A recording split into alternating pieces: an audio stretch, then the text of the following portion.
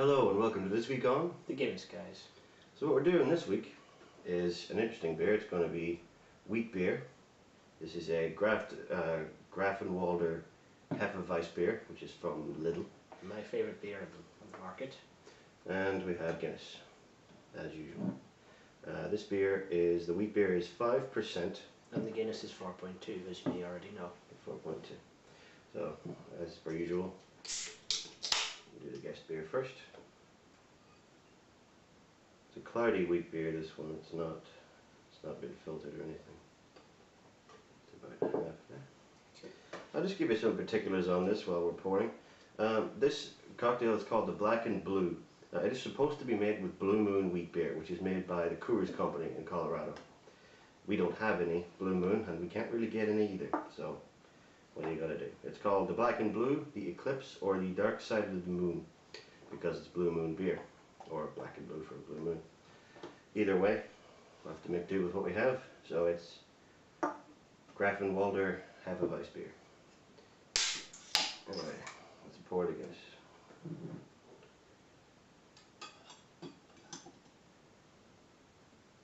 Yeah, a little gassy there. Fine, if you put the spoon like this on the side, just minimize any turbulence that you can. Oh, that looks weird. Alright. Eamon's going to have a shot at pouring one of these. I'll just show you this one. This is an odd looking pint of beer. Huge Guinness head. You can see the muddy, unfiltered wheat beer at the bottom there, and then the Guinness. It's not a defined line between the two. It's a very mixed up kind of line. As you can see, just you want to pour easy, just to make sure that you don't splash too much. The more splashing you get, the more mixing you get. You see there? The more mixing, whereas mine has got that line at the bottom again, like it did last week. Let's get that. Oop, there it goes. Alright. So that is 4.2% Guinness and 5% can never say. Grafenwalder, which is a Hefeweiss beer, wheat beer. Anyway, very interesting looking pints, but we'll get on to tasting these in a minute on The Guinness guys. Alright, so we'll go on to the visual inspection of the Black and Blue. It's obviously not blue, but what are you going to do? So, obviously on mine there we have a little defined layer at the bottom.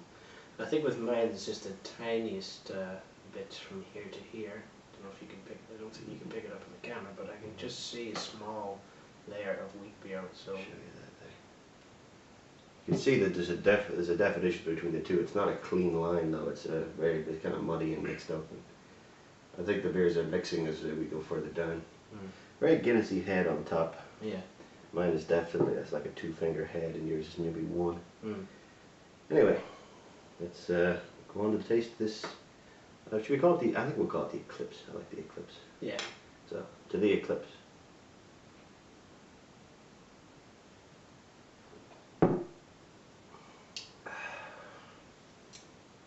Ooh, I like that. That's a weird combination. It's kind of like they're the same. Consistency-wise? I would say, yeah, consistency-wise. Well, there's the bitter anyway. It's strange. This wheat beer is actually quite sweet.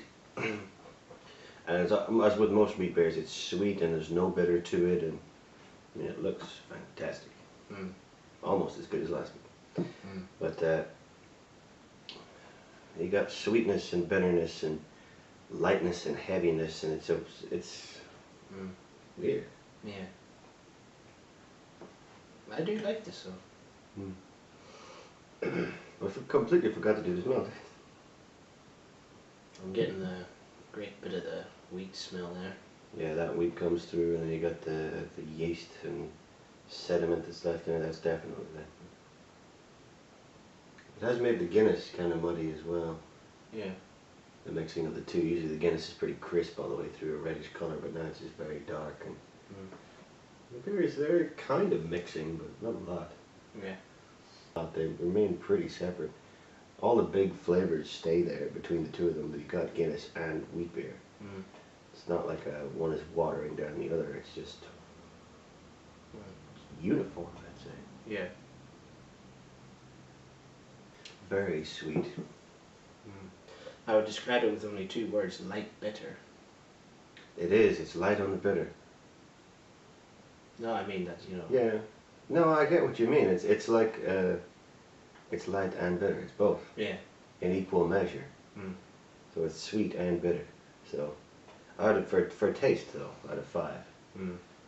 Seeing as this is your favorite, what's your score for the taste?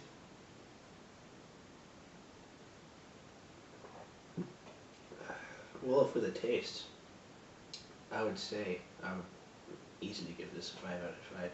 5 out of 5. Okay. Yeah. I mean, this has been, I can honestly say this has been my favourite so far, in terms of combining the two.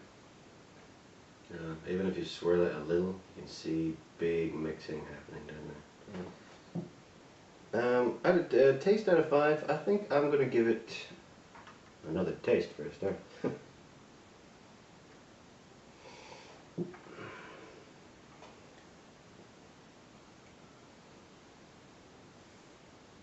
Most of the Guinness bitter is kind of killed by this. Not that that's a bad thing. We get a little bitter. It's more bitter to the top. It's getting less as I go down. Mm. But I think I'd give it... No, I'll be fair. I'll give it a 4. I wanted to score it low because I want to hate one of these.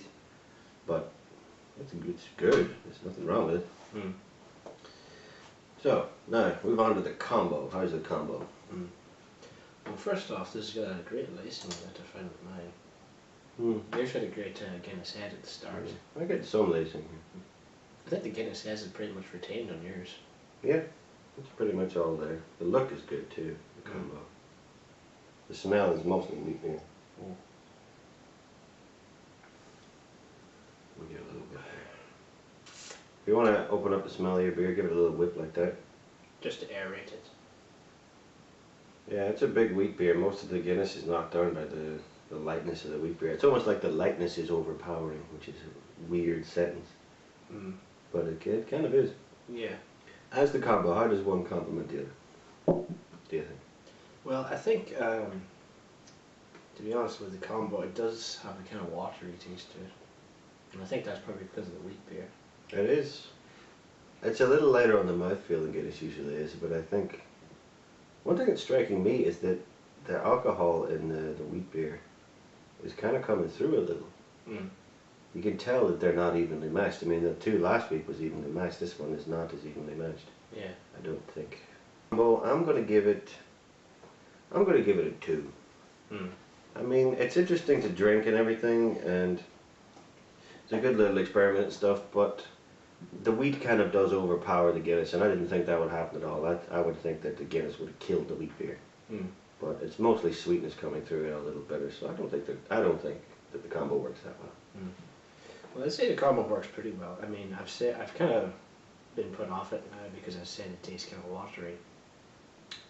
But nonetheless, you know, I do like this wheat beer and I do like Guinness, and I certainly like the mixture of the two. So I'm going to give it a 3 out of 5 for the combo. Alright. So now the crunch point.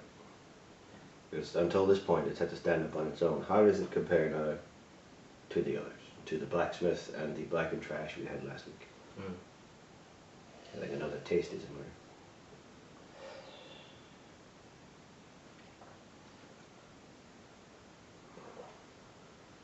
there. It almost won't mix all the way down. Mm. It's retaining some of the... I think the cloudiness, it's actually looking a little reddish now.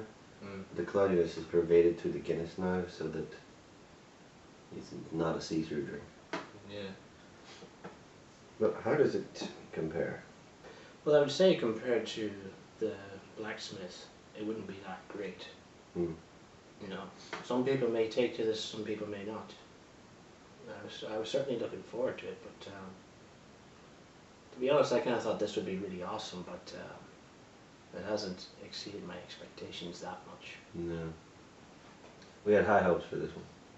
Well, I did. Yeah. Oh, I was looking forward to it too, just to see, but I don't think it's worked out that well. I think that the wheat beer. The Blue Moon is a little less potent than this Grafton Walden, but this is the closest we can get, so it's going to have to do. I mean, we could try it with another lighter wheat beer, or even a clarified wheat beer or something, but I think we'd achieve much the same result. Wheat beer is pretty distinctive, and I think it's kind of, it doesn't rank. Against the Blacksmith, it certainly doesn't rank, and against the Black and Trash, it doesn't really rank either. So I think I'm going with a 1. I'm going with a 1 compared to the others. Well, I say, like I said, compared, it's not that great, but you know, I did enjoy it, so I'm going to give it a 2 out of 5 for compared. Alright, I'll add up the scores here. So, the scores. I gave mine a 10 out of 15. And I give mine a 7 out of 15, which is fairly low, but again, it was kind of unimpressive. I mean, the taste, I ranked 4, but the taste got slightly worse as it went down. It wasn't particularly good. Yeah. But overall, I think the Black and Blue, the Eclipse, or the Dark Side of the Moon, whatever you want to call it, it might be better with Blue Moon wheat beer, but as a Black and Tan fan, I'd say give it a miss. 7 out of 15 isn't great. So that's it for the Eclipse. So we will see you next week on The Guinness, guys.